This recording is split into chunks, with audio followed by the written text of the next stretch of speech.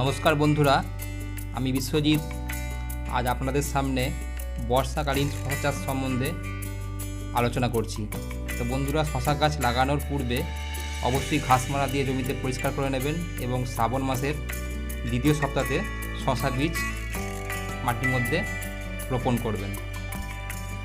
এবং শশা বীজ রোপণ করার যখন গাছ বেরোনোর ঠিক 2 থেকে 3 দিনের মাথায় 15 লিটার জলে 50 গ্রাম রিডোমিল গোল্ড এই মাত্রায় গাছে স্প্রে করবেন। এতে গাছের ছত্রাকজনিত কোনো ধসা লাগার সম্ভাবনা থাকবে না।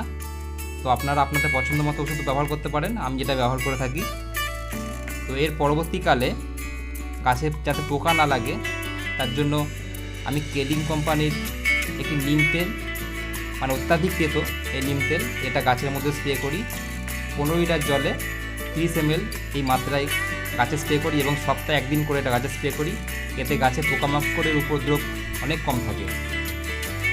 তো বন্ধুরা, বর্ষাকালীন শশা চাষটা একটু কষ্টকর চাষ, কিন্তু প্রফিটও আছে বলে চাষি এই চাষটা করে থাকে। তো এবছর বর্ষার পরিমাণ যেহেতু বেশি, সেই হিসেবে জলকাদার মধ্যেই মাটি দিতে হচ্ছে। তো মাটি দেওয়ার সময় 25 কেজি 10-26 সঙ্গে 4 কেজি বুস্টার দানা এই একত্রে মিশিয়ে গাছের গোড়ায় চারিদিকে রিং করে সারটা দেওয়ার পর মাটি দেওয়া হচ্ছে। তো এইভাবে আমি মাটি দিচ্ছি এবং এই মাটি দেওয়াটা হচ্ছে আপনার গাছের বয়স যখন 10 দিন, সেই 10 দিনের মাথায় মাটিটা দেওয়া হচ্ছে। তো বন্ধুরা, যেহেতু এটি একটি লাভজনক ফসল, তো সেই হিসেবে এবং দিনগোনা ফসল, আপনাকে কিন্তু সঠিক টাইমে যদি পরিচর্যা না করতে পারেন তাহলে কিন্তু ফলন তেমন পাবেন না। তাই 10 দিনের মধ্যে মাটি দেওয়ার চেষ্টা করবেন।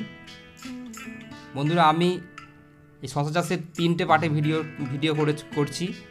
এটা প্রথম 10 দিনের পরিচর্যাটা আপনাদের দেখালাম এবং সেকেন্ড 11 থেকে 30 দিনের পরিচর্যা আপনাদের দেখাবো এবং লাস্ট কেমন ফল হচ্ছে সেটা আপনাদের দেখাবো।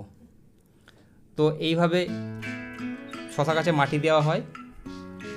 তো মাটি দেওয়ার পর গাছ আস্তে আস্তে বাড়তে শুরু করবে এবং মাসের খুঁটির মধ্যে গাছ বাঁধতে হবে। তো বন্ধুরা, আমার এই ভিডিওগুলো যদি আপনাদের ভালো লাগে, আমার চ্যানেলটিকে অবশ্যই লাইক করবেন এবং নতুন নতুন চাষি ভাইদের আমার ভিডিওটি শেয়ার করবেন।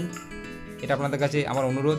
এবং আপনারা যারা আমার ভিডিওগুলো দেখছেন, অবশ্যই আমার চ্যানেলটিকে সাবস্ক্রাইব করুন এবং পরবর্তী শশা চাষের সেকেন্ড ধাপের ভিডিওটি দেখার জন্য আমার চ্যানেলটিকে অবশ্যই ফলো করবেন। এটুকুনি আপনাদের কাছে আমার অনুরোধ। তো এবার আসি। Thank you, tata, bye by.